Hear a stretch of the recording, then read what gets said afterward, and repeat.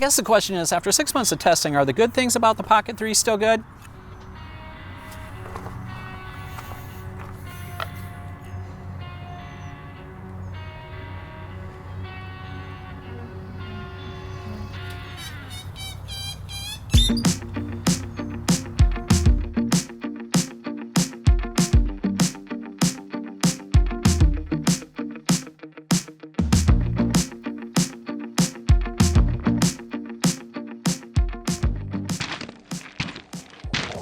So after 6 months of pretty extensive use, who do I feel this camera is for?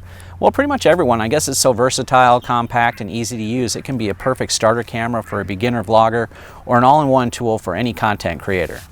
And for the more experienced creators, the Pocket 3 has some really advanced features like the built-in gimbal that houses the camera with a big 1-inch sensor, and Pro Mode, which carries the 10-bit D-Log-M color profile. It also shoots in 4K, 24, 60, and 120 frames per second, and auto-tracking features that are perfect for solo creators.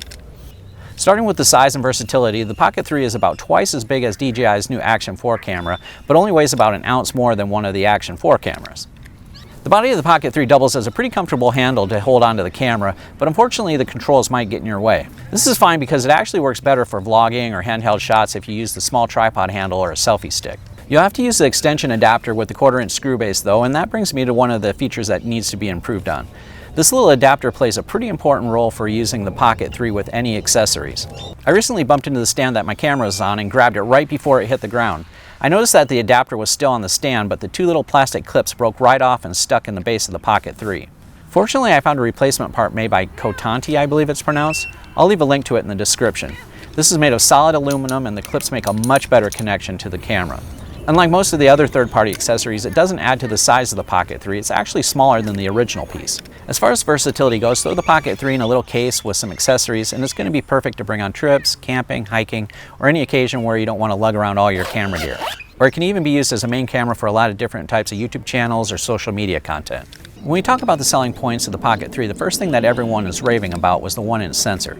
This might not mean a lot to a beginner that's new to the whole camera scene, but to someone who's experienced and has worked with different cameras, the term dynamic range comes out a lot. The 1-inch sensor on the Pocket 3 is going to give us the maximum amount of dynamic range for a camera this small, meaning it's going to capture a lot more detail in the shadows and the depth of your footage. This paired with the 10-bit D-Log-M color profile is going to provide experienced users the flexibility they need to edit their footage in post. For anyone that doesn't want to make changes in the camera settings, DJI put a standalone low light setting in the camera, and I'm going to have to admit, it looks pretty good. Another feature that blew everyone's minds when the Pocket 3 came out was how quick and easy it was to get up and running. By flipping the new 2-inch display screen up, it activates the gimbal and the camera is ready to go in about 2 to 3 seconds. You can even set it to automatically start recording when the camera is turned on. Except for the addition of some separate tracking functions, the Pocket 3's menu system and settings is pretty much the same as it's been since the release of the first Osmo Pocket and the first Osmo Action camera.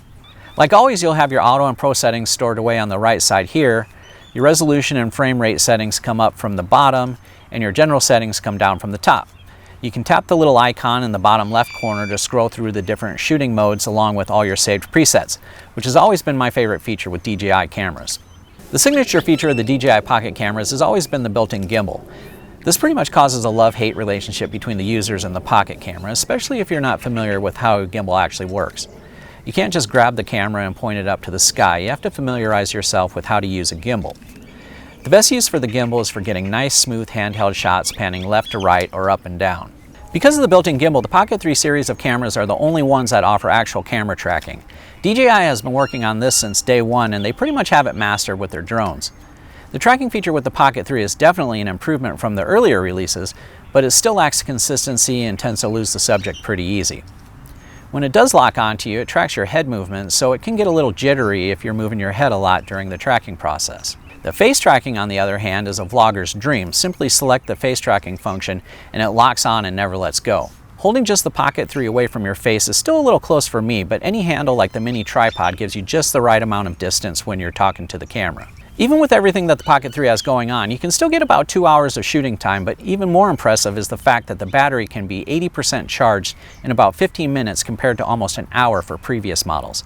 Bring a small battery backup with you and you can easily triple your shooting time. I think that's about it for all the pros that the Pocket 3 has to offer, and I already went over a couple things that can be improved on, like the cheap little charging adapter and the tracking consistency, which I think can be solved by giving us more of a target to select rather than just your head.